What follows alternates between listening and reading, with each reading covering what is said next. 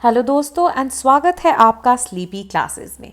अब हमें पता है प्रीलिम्स में पॉलिटी के अंदर one of the most critical topics जो कि आता है is of fundamental rights and very importantly अब लक्ष्मीकांत के बियॉन्ड जाके जो रियल लाइफ एप्लीकेशन है इन प्रोविजंस की उन पे भी सवाल आ रहे हैं और इसी फंडामेंटल राइट्स की एक प्रैक्टिकल एप्लीकेशन में जो उनकी एक्सपेंसिव रीडिंग है उसको हम पहले भी देख चुके हैं in the way in which Supreme Court has expanded fundamental rights to incorporate many new rights. Right, अगर आपने वो वीडियो मिस की थी तो ऊपर आप उसका लिंक देख सकते हैं, जाके वो देखिए।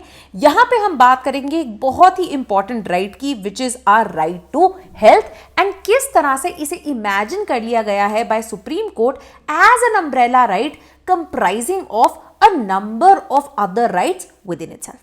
अब रिसेंट टाइम्स में बहुत सारे ट्रैजिक इवेंट्स भी हुए हैं, right, the kind of events that have happened both in local cities, जिस तरह से लैक ऑफ प्रोविजंस बच्चों के हॉस्पिटल्स में, मिसमैनेजमेंट उनकी, इससे पहले कोविड-19 के टाइम पे जिस तरह से हेल्थ का जो क्राइसिस आया था। इसी के चलते हुए ये जो फंडामेंटल राइट टू हेल्थ है इसके बारे में जानना बहुत ज़्यादा ज़रूरी हो गया है।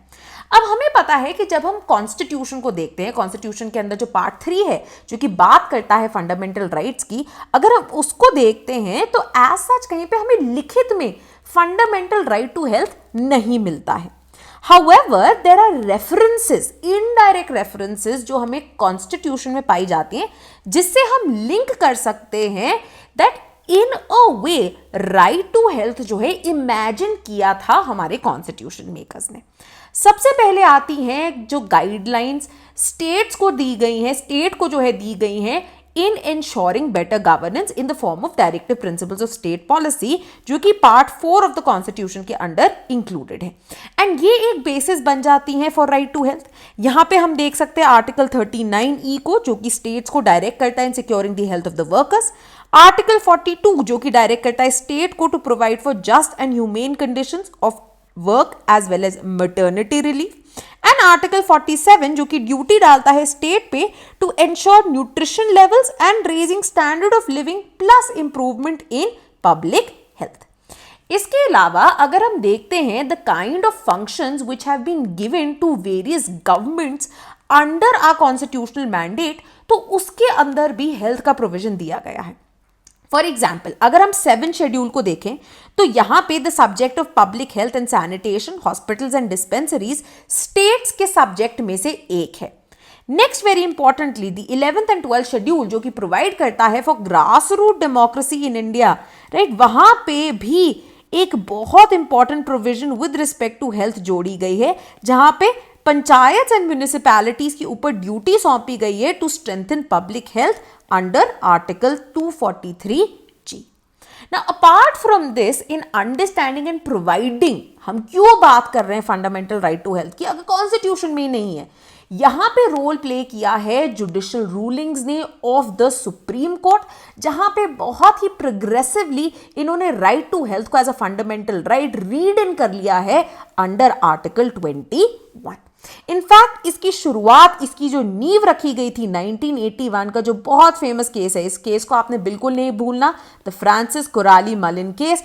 बहुत जगह जो है इसे कोट किया जाता है, चाहे ये राइट टू हेल्दी इन्वायरमेंट हो, राइट टू हेल्थ हो, राइट टू लाइवलीहुड हो, हर जगह जो है इस केस को इंपॉर्टेंट माना जाता है।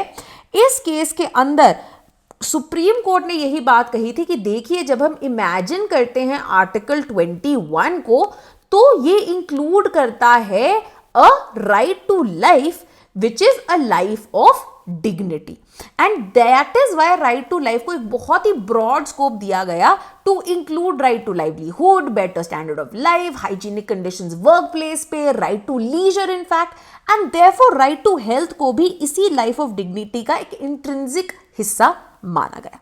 इसके बाद आता है the very important 1984 case of Bandhua Mukti Morcha versus Union of India, जहां पे सुप्रीम कोर्ट ने कहा कि देखिए we understand that while DPSPs are not binding but ये एक इंपॉर्टेंट गाइडलाइन है स्टेट के लिए जिनको इंप्लीमेंट करना जरूरी है and that is why they had said that right to health falls well within the ambit of the right of life to liberty, life and liberty, जो कि article 21 के अंडर दिया गया है।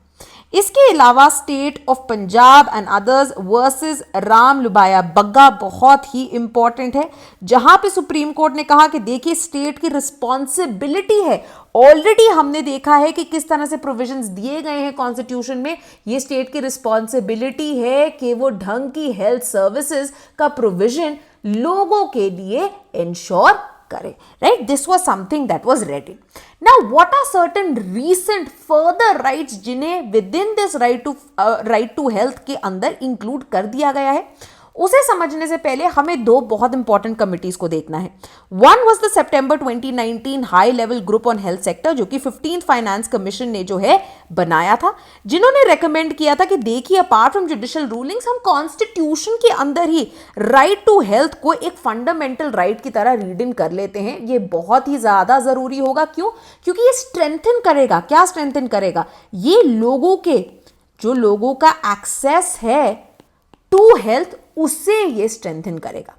फर्दर मोर इन्होंने एक और recommendation आगे रखी थी कि जो सब्जेक्ट ऑफ हेल्थ है, जो कि अभी 7 शेड्यूल के अकॉर्डिंगली स्टेट लिस्ट के अंडर है, आप इसे कॉन्करेंट लिस्ट के अंदर जो है शिफ्ट कर दीजिए, ताकि बेटर कोऑर्डिनेशन जो है इंश्योर की जा सके with respect to health. Right? एक तरह का एक जो कोऑपरेटिव फेडरलिज्म है, शायद उसे और प्रमोट किया जा सकता है कॉन्करेंट लिस्ट के अंदर इसे डाल के. एंड यही चीज हमारे सामने भी आई थी जब कोविड-19 का पैंडेमिक निकल के आया, जब हेल्थ के ऊपर कोऑर्डिनेशन करने में दोनों ही स्टेट की government as well as centre की गवर्नमेंट जो है काफी ज्यादा रेजिस्टेंस एंड प्रॉब्लम्स विटनेस कर रही थी. 2019 में देफो एक नीति आयोग की भी रिपोर्ट आई, जिन्होंने हाईलाइट किया कि देखिए जो स्टेट्स है इंडिया में, उनके पास बहुत ही अनइक्वल पब्लिक हेल्थ सिस्टम्स जो है एग्जिस्ट करते हैं.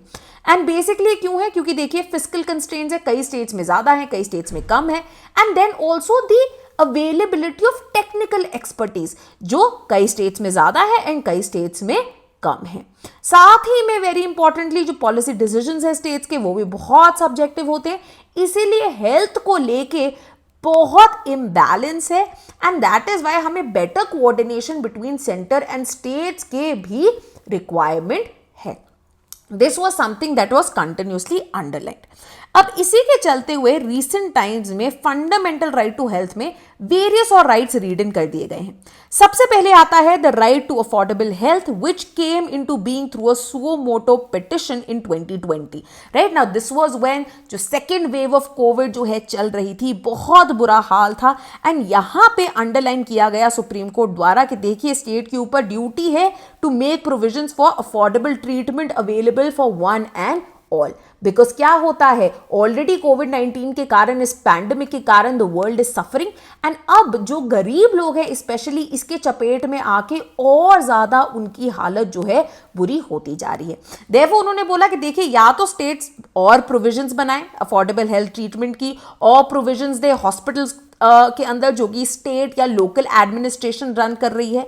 और अगर उनसे ये नहीं किया जाता तो some form of cap on the fees जो कि चार्ज की जा रही है बाय प्राइवेट हॉस्पिटल्स, ये लगा दी जानी चाहिए. एंड ये करने के लिए ऐसी इमरजेंसी सिचुएशंस में स्टेट जो है अपनी पावर्स को यूज कर सकते हैं अंडर द डिजास्टर मैनेजमेंट. इसके बाद एक और इंपॉर्टेंट राइट है, which is the right to reproductive choice and freedom, which has been read into through the XYZ versus state of Gujarat case of 2023, जहां पे इन्होंने बोला दैट जब हम अप्लाई कर रहे हैं the provisions of the MTP act, right, जो हमारी medical termination of pregnancy act है, जब हम उसे अप्लाई कर रहे हैं तो बहुत ज्यादा जरूरी है जो condition of the pregnant person उसको समझाना, उसको समझना.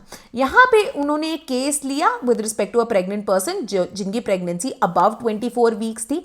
तो यहां पे उन्होंने बोला कि देखिए अपार्ट फ्रॉम द बेबी जो फीटल हेल्थ है, फीटल अबनॉर्मैलिटीज हैं या नहीं, उसको तो आपने कंसिडरेशन में लेना है, बट उसके बियॉन्ड आपने physical and mental health of the person जो है उसको भी अंडर कंसिडरेशन लेना ही लेना है. Therefore, the court ended up giving primacy to the fundamental rights to reproductive autonomy, dignity and privacy of the pregnant person. and यहां पे उन्होंने right to reproductive choice and freedom इन्हें रीड इन किया, इन्हें guarantee किया. Then आता है very importantly the right of people to be made aware of quality of products. अब अगर हम फंडामेंटल राइट टू हेल्थ दे रहे हैं, उसका एक बहुत मेजर कंपोनेंट है कि हम जो प्रोडक्ट्स खरीद रहे हैं उनकी क्वालिटी भी बढ़िया हो, उनकी क्वालिटी भी अच्छी हो जो कि प्रोवाइड की जा रही है for sale by manufacturers, service providers, advertisers, advertising agencies etcetera. और जो पतंजलि का केस था, राइट, पतंजलि केस कौन सा था? The Indian medical association versus Union of India case. इसी के अंदर जो है सुप्रीम कोर्ट के बेंच ने यह हाईलाइट किया कि फंडामेंटल राइट टू हेल्थ इसको भी इनकम्पस करता है, the right of a consumer to be made aware of the quality of products. In fact यहां पे सुप्रीम कोर्ट ने अंडरलाइन किया कि जो सेलिब्रिटीज हैं, इन्फ्लुएंसर्स हैं, जो various advertisers and advertising agencies के थ्रू इंडोर्स कर रहे हैं प्रोडक्ट्स, उनके ऊपर भी रिस्पॉन्सिबिलिटी है कि वो ऐसी फॉल्स एंड मिसलीडिंग एडवर्टाइजमेंट्स जो हैं उनको आगे ना रखें। जो कंज्यूमर का ट्रस्ट है उसे अब्यूज एंड एक्सप्लॉइट नहीं किया जाना चाहिए क्योंकि उनके पास नॉलेज या फिर एक्सपीरियंस नहीं है। साथ ही में इन्होंने एक और चीज को अंडरलाइन किया कि देखिए, guidelines for prevention of misleading advertisements and endorsements 2022 ये फ्रेम की गई थी बाय द मिनिस्ट्री, जो मिनिस्ट्री है हमारी बहुत ही important ministry of consumer affairs, ठीक है। इन्हें गाइडलाइंस को किया था फ्रेम, बट इन्हें प्रॉपर्ली इंप्लीमेंट नहीं किया जा रहा है। देयरफॉर इन्होंने बोला कि हम रीड इन कर रहे हैं कि इससे पहले कि कोई भी एडवर्टाइजमेंट प्रिंट हो, एयर की जाए या डिस्प्ले की जाए, एक सेल्फ डिक्लेरेशन सबमिट की जाएगी एडवर्टाइजर या एडवर्टाइजिंग एजेंसी द्वारा टू बी मेड श्योर कि हम कोई भी ऐसी चीज जो कि गाइडलाइंस के अंदर दी गई है उसे हम फ्लाउट नहीं कर रहे हैं, ठीक है। तो इसे भी इंक्लूड किया गया है। तो होपफुली आपको ये राइट समझ में आ गए होंगे। In the end just to let you know कि अगर आप PSIR ऑप्शन की तैयारी कर रहे हैं 2025 के लिए एंड कंफ्यूज्ड हैं about how to approach the subject, एक step by step beginners workshop कराई जाएगी मेरे द्वारा लाइव 28 जून को, फ्री ऑफ कॉस्ट। जाइए और इसके लिए साइन अप कीजिए वेबसाइट पे। नेक्स्ट, वेरी इंपॉर्टेंटली, अगर आप 2024 की तैयारी मेंस के लिए करना चाहते हैं तो मैं आपको बता दूं कि हमारा PSIR PYQs based crash course इस बार आएगा। We had realized by having conversation with a number of students who had topped as well as those who couldn't make it through कि एक मेजर कमी जो कि वो विटनेस करते हैं इस क्वालिटी कंप्लीशन ऑफ PSIR के प्रीवियस ईयर क्वेश्चंस, जो कि एक बहुत बड़ी की है क्योंकि उन्हीं के बेसिस पे अगर हम देखते हैं बहुत बार similar type of questions, topics and format of questions जो है रिपीट होता है। तो apart from previous year questions, इन पे बेस्ड नए टॉपिक्स के क्वेश्चंस भी हम इसके अंदर इंक्लूड करेंगे। तो आप इस कोर्स को ज्वाइन कर सकते हैं। यहां पे very importantly, apart from lectures there will also be weekly PYQ based tests, जिसको आप इवैल्यूएट भी करा सकते हैं या बिना इवैल्यूएशन के भी ले सकते हैं। इसके अलावा अगर आप 2025 की तैयारी कर रहे हैं तो हमारा batch 4 of PSIR optional launch हो गया है। यहां पे भी आपके पास ऑप्शन है that apart from lectures, mentorship, current affairs, weekly अपने जो टेस्ट होते हैं, अगर आप उन्हें इवैल्यूएट नहीं कराना चाहते तो आप हमारा विदाउट इवैल्यूएशन कोर्स ले सकते हैं। If you want feedback then आप इवैल्यूएशन वाला कोर्स ले सकते हैं। इसके अलावा अगर आप एक सिलेक्टेड कैंडिडेट से मेंटरशिप लेना चाहते हैं apart from the supervision that I will provide, you can join our mentorship course. This was all from me today. Thank you and best of luck. Prelims बहुत ही पास आ रहा है, अच्छे से तैयारी कीजिए। एंड साथ ही में अगर कोई भी और ऐसे टॉपिक्स है जो कि आप चाहते हैं मैं कवर कराऊं, मुझे कमेंट्स में बताइए।